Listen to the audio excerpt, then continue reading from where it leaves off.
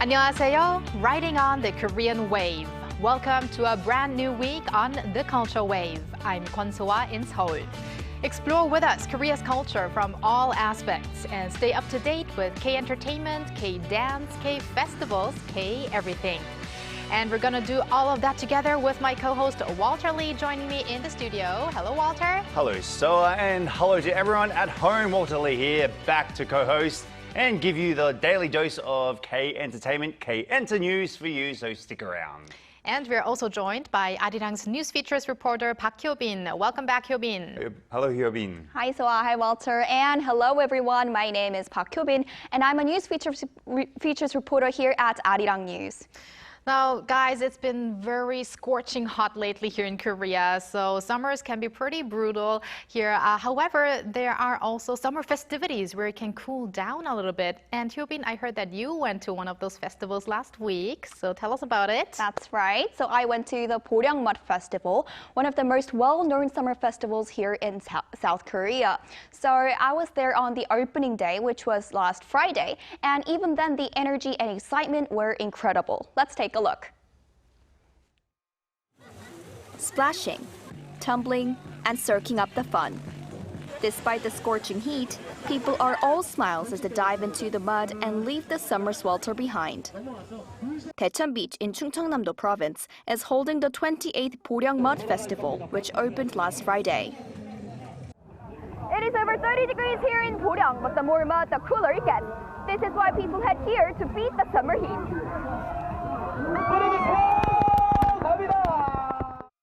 What began as a local event has now become one of the most beloved summer festivals in the world, attracting around 1.6 million visitors last year, many of them from abroad. The only goal here is to get dirty together. Oh yeah, it's really fun. It's a lot funner than we thought. The mud dunk tank was really good because we got fully submerged in mud. Oh, yeah. Great. Just completely covered. Hi, I'm from Migook. I am having a lot of fun. Yeah. I'm from Canada. I'm having so much fun. I've never been to an event like this before. It's been so fun. Yeah. You can see it feels really good. I hope it's good for my skin. It doesn't feel sticky or dirty at all. It actually feels really nice. But the now famous Boryeong Mud wasn't always celebrated.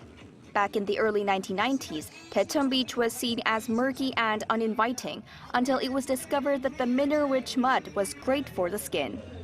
What was once worthless became a treasure, and by 1998, the Boryeong Mud Festival was born. This year's event is bigger and bolder than ever. Visitors can dive into a mudslide, spin through the mud barbecue, or simply cover themselves in a mineral-rich sludge. There are special zones for families with young children. And by night, the energy ramps up with K-pop concerts and dazzling drone light displays. Festival organizers say safety is a top priority, especially with the record-breaking heat waves this summer.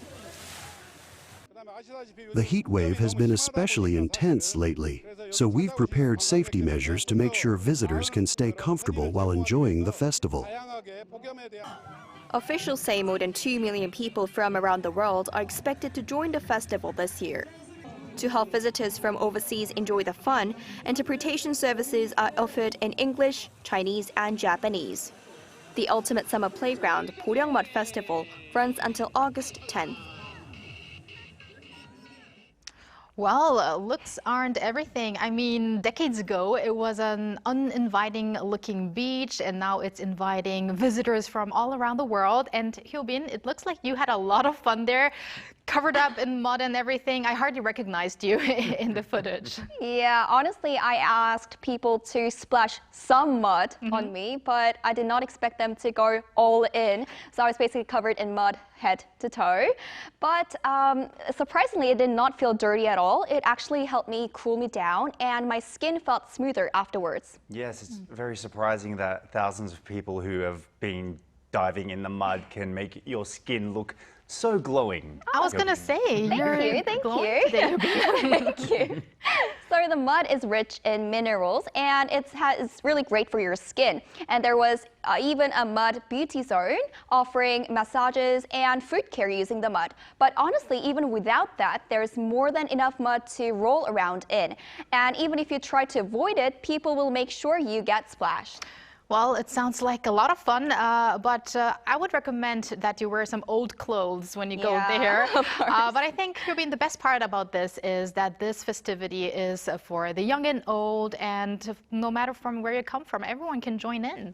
Yeah, that's the whole point of this festival. So when you walk into the festival, you will see not just the locals, but from visitors from all over the world. So even if they don't speak the same language, they throw mud at each other, laugh together, and become friends within minutes. There's even a family zone for young kids and a pet beach just for dogs. So it's a place where everyone can have fun. Well, I can't wait to visit Boryeong this summer and roll around like a dog in mud. And just a reminder, how much time do we have left to go visit this festival? So the 28th Boryeong Mud Festival runs until August 10th. So if you are looking for some muddy fun this summer, Boryeong is the perfect place to be. Well, Walter, I'm looking forward to some social media posts of you in Boryeong. Well, I don't need to go to Boryeong to put mud on my face, but yes, I will go. All right, and thank you for that exciting coverage, Hyobin. My pleasure as always.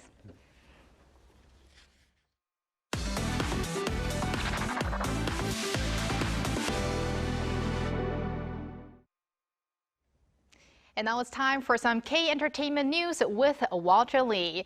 Walter, starting off with some heartthrob news regarding Cha Eun-woo. Yes, heartthrob news indeed. So member of K-pop group Astro and actor as well, Cha Eun-woo begins his mandatory military service on Monday, according to Cha's agency, Fantasio. Now, Cha has enlisted as an active duty soldier and will serve in the Army's military band. Very fitting for him. Now, on the eve of his enlistment, Cha actually greeted his fans through a live broadcast on where he revealed his freshly shaved head, still looking handsome as always, and shared his thoughts about joining the military. During the stream, he said, "It's still hard to believe that this day has come for me. This is the shortest my hair has been since I was about 2 or 3 years old. I'm very surprised he can remember that long ago." Lastly, he wished for his fans the best and encouraged to stay healthy, to which his friends replied, heart emoji, love you, so handsome. That one was from @WalterLee, and never mind. So yes, that's what they did say. Walter, there's something that called photos, so probably he might not remember, but... Yeah, that's true, yes. Anyways, from handsome Cha Eun-woo to handsome Walter Lee, who's going to report on another handsome actor. Yes, Lee Byung-hun, and thank you for promoting my handsomeness as well, because it is slowly fading. However, Lee Byung-hun hasn't been, as he has been announced, the host of the opening ceremony for the 30th Busan Film Festival, and I haven't, to which I missed out on. So Lee will serve as the festival's first solo male host in its 3-decade history. Now, Lee has maintained a strong connection with the festival since he first participated in 2003. Now, in his 35th year in the industry, Lee Byung-hun has solidified his status as one of Korea's most prominent actors on both the big and small screens. Now, we all know what he's done recently, starring in things in series such as Squid Game series. He did the voice work on Netflix's popular K-pop Demon Hunters, and he also did the Korean dubbing of Charles Dickens in The King of Kings. Right. And also the 30th Busan International Film Festival will run from September 17th to the 26th at venues around Busan Cinema Center. A very, very busy year for Mr. Lee. And I mean, BIFF is a really huge cinema event here in Korea. We're probably going to talk a lot about this later in the year. Indeed. But you just mentioned The King of Kings, and we also have news on that. Yes, we do. So K-Animation The King of Kings is showing strong domestic box office momentum, surpassing 700,000 cumulative admissions just in 12 days after its release. As of Sunday, the film has recorded over 730,000 viewers. This marks a faster pace than 2024 as animation hit Heart Sping Teeny Ping of Love, which is something I should go out and watch, which reached the same milestone 5 days later on its way to 1.24 million total admissions. Now, The King of Kings has also climbed to second place among 2025's top-grossing animated films, overtaking Disney Pixar's Hallyu and now trailing only anime's Attack on Titan, the movie The Last Attack. Well, I was one of the 700,000 people who watched this movie, but I might go and watch the Korean version with Lee Byung-hun's voice in it again. Yes. Well, thank you very much, Walter, for those updates. No worries. And now let's move over to our AI anchor, Ari, for more on the culture front. Ari, take it away. Hello and welcome to your AI guide to the latest cultural updates from Korea. Here's our top story. The Culture Ministry is expanding its AI content support program, aiming to boost Korea's competitiveness in the industry. Support will now go beyond the production stage to encompass the entire content lifecycle, from planning to distribution and promotion. In partnership with the Korea Creative Content Agency, the ministry will launch the K-Content AI Innovation Leadership Project, injecting 21 billion won, or over $15 million, from the government's supplementary budget. The initiative aims to move past short-term production aid to foster new business models across the content industry, with a focus on global market expansion and broader industrial impact. Renowned Japanese installation artist Chiharu Shiota has returned to Korea with her first solo exhibition in 3 years. Known for her intricate, large-scale installations, Shiota has earned wide acclaim at major international venues including the Grand Palais in Paris and the ICA Watershed in Boston. Her Korea exhibition, Return to Earth, now open at Seoul's Gonna Art Center, expands on themes she has long explored, such as memory, identity, and the human condition, bringing them into a more universal dimension. At a press preview, Shiota reflected on how her cancer diagnosis prompted a deeper meditation in her work. The exhibition runs through September 7th. As the peak summer holiday season begins, an estimated 800,000 people visited beaches along Gangwon-do Province's east coast over the final weekend of July. According to provincial authorities, more than 420,700 beachgoers were recorded at 83 beaches in the region on Sunday alone. Gangneung saw the highest number of visitors, followed by Gosong, Samcheok, Donghae, and Yangyang. The total number of beachgoers in the province this summer has now topped 1.7 million. That's all from me. Stay tuned to the Culture Wave.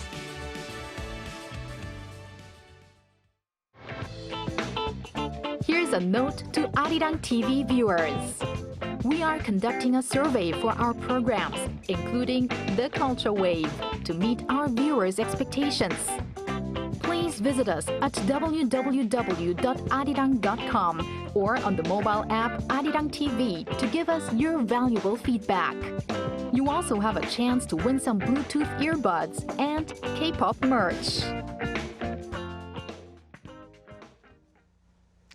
When we spoke of K-pop dance, we usually understood it as dance moves performed to K-pop music. But K-pop dance is now being recognized as a genre of its own, so much that we are seeing academics study K-pop dance.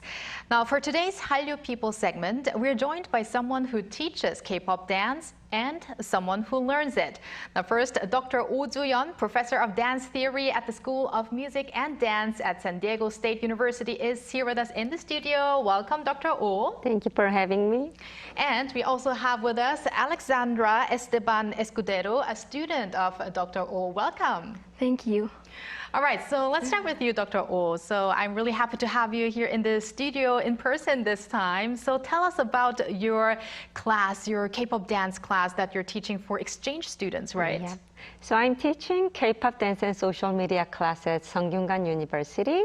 It is a 4 weeks of intensive summer school that counted for the 3 units. So students would get general education granted in their home institution, and at SKKU, which means Seungkyungan University, it counted for the Korean Studies and Interactive Science major.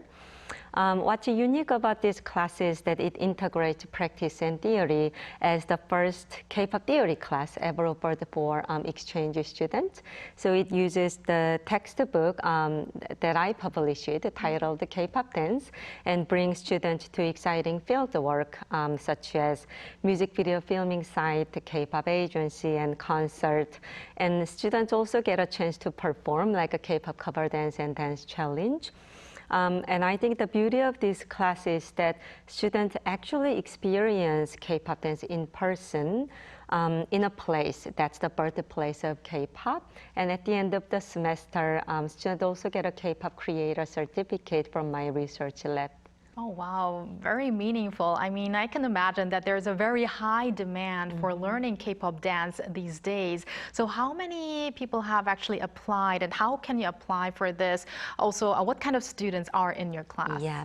So they applied through SKKU, study abroad. Many students are coming from a university that has MOU, which means like a networked university with Sangyungwan. And I have 20 students. That's the ideal size for field work because we have very active schedule throughout the semester. And I'm really excited to meet students from all across the world, from Spain, UK, Poland, Romania, Hong Kong, and China. So it is truly a diverse group of students. And speaking of a diverse group of students, let's now turn to Alexandra. You are from Spain, but I heard that you study in Hong Kong. So what brought you to Korea? Yes, I'm from Spain and I'm a student in Hong Kong University of Science and Technology. And we had the opportunity for a summer exchange. And one of the options they had was Korea, and it was the one I liked the most because I wanted to learn more about Korean culture, Korean food, traditions. So I was very excited to be able to come here. I've been watching K-dramas for a long time, so I really wanted to see the places. And I also really like traveling and learning about new cultures, meeting new people, and really exploring new places. So being able to come here is really a dream because I'm not able only to see Seoul, but I've also been in Busan, in Suwon, and last weekend I was in Jeju thanks to SKKU International Summer Semester Program. Oh, wow. So what made you take part in the K-pop dance class? I mean, you said you're also interested in K-drama, but why K-pop dance? So I was looking through the classes available for this semester, and the name of this class, K-pop Dance and Social Media, was really interesting for me because I really like dancing as a hobby, and I also really like social media. But also, as Dr. Oh said, being able to learn about K-pop from the source in Korea, it's not only learn from it, it's experience it. And we've been able to do that through all the field works, visiting places like Gangnam, Hiker Ground, even watching traditional arts, Korean arts performance, which was amazing. So I've been learning a lot about it and also about the history and the culture behind it, as well as just how K-pop connects people from everywhere over the world. And as you mentioned, Alexandra, you're from Spain. So how big is K-pop currently in Spain? So although it is not the main music genre, it is quite big. I actually remember friends telling me about K-pop since I was 10 years old, and it's become even bigger now. I think you can go to any classroom in Spain and there's probably some students that like K-pop. K-pop fans in Spain are very active in social media and also through events and dance competitions. Also, K-pop artists tour, when they tour in Europe, usually stop in Spain, wherever it is in Madrid or in Barcelona. And I also know that some K-pop artists or groups have made some music videos in Spain. So this shows how K-pop is not only about showing Korean culture, but also an exchange of cultures all over the globe.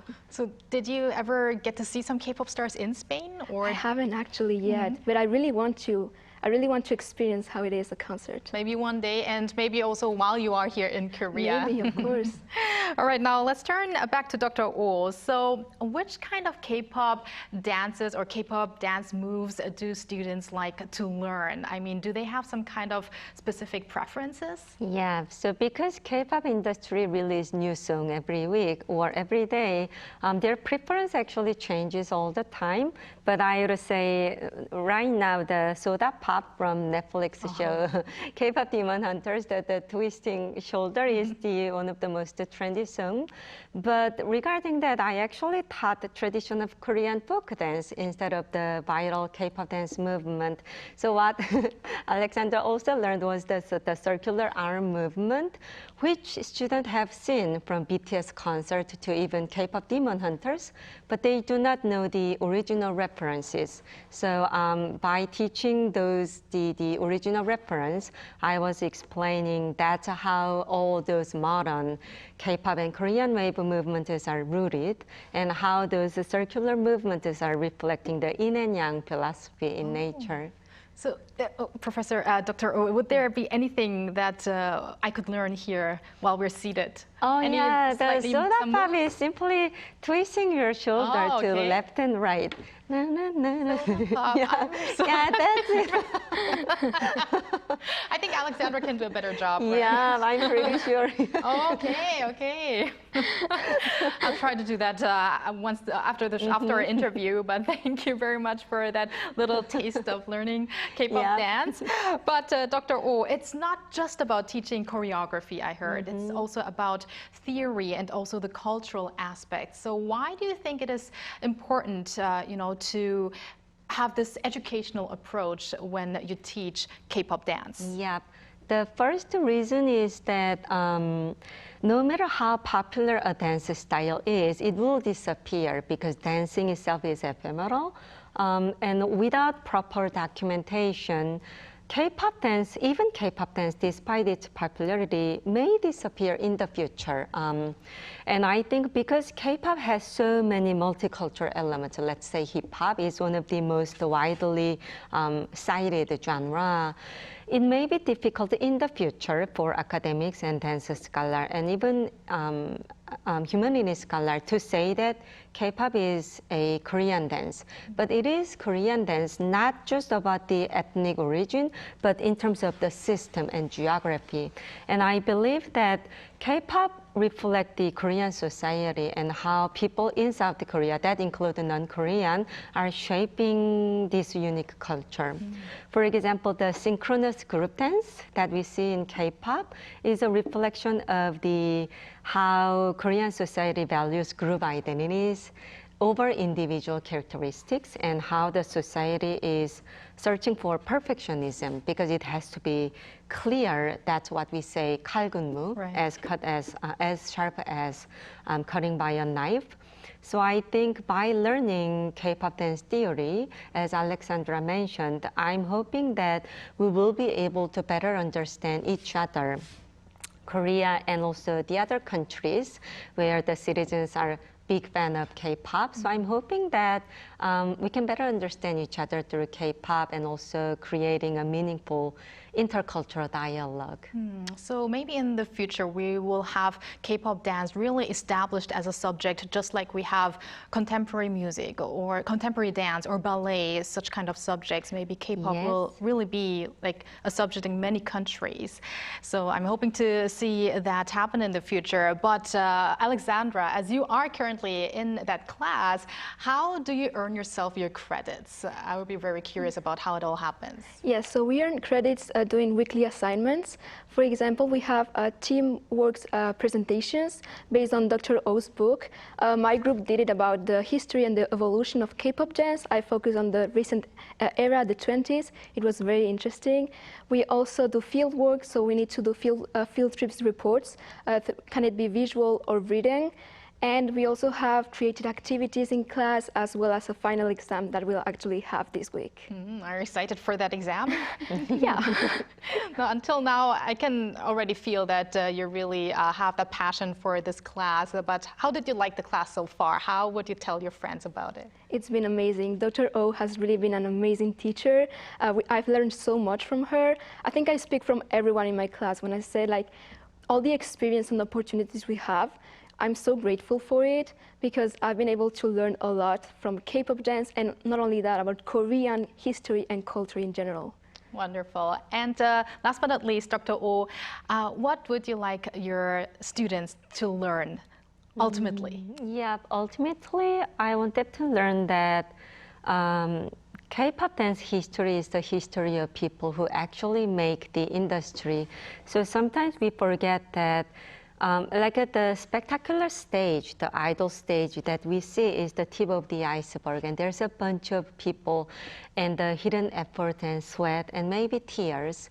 So I'm hoping that we approach K-pop as the history of people, so that we can, again, better understand the real face of K-pop instead of just enjoying it. Yeah, not just enjoying it, we can try to understand the hidden meanings and history and stories of K-pop and the people inside it. That reminds me of the BTS song 피땀 눈물. Yes, yes, one of my favorite songs. Well, thank you very much, Dr. Oh, for spreading the K-pop dance vibe to the world and also, of course, educating it. Thank you very much. Thank you. And thank you, Alexandra. And we hope that your love for K-pop dance will continue. And thanks for joining us today. Thank you so much. Thank you for spending the past half an hour with us on the Culture Wave for your daily dose of K-culture issues.